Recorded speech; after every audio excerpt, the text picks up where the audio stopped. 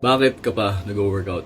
Pwede namang mag-ML ka na lang maghapon, pwedeng manood ka na lang sa YouTube maghapon, mag-scroll ka na lang sa TikTok. Bakit ka pa nag-workout? Sarap humiga, di ba? Mas masarap humiga, mas masarap maging comfortable sa bahay. Kung tutuusin, mas komportable pa ngayon kesa sa pag-workout, di ba?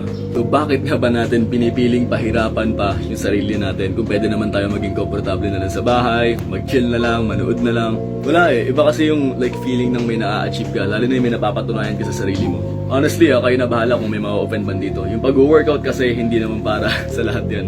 Hindi naman lahat ng tao kayang gumising ng 5 AM para magpunta sa gym. Hindi naman lahat ng tao kayang gumising ng 10 AM, 9 AM para mag-workout. Hindi naman lahat ng tao kayang magbigay ng time sa workout kahit gabing-gabi na. Hindi naman lahat ng tao kayang sumunod sa diet, kayang sumunod sa workout plan ng ilang months, ilang taon. Pero bakit nga ba natin ginagawa despite sa mahirap, despite sa challenging, despite sa time-consuming? It's really simple, honestly. It's to be able to prove something for yourself.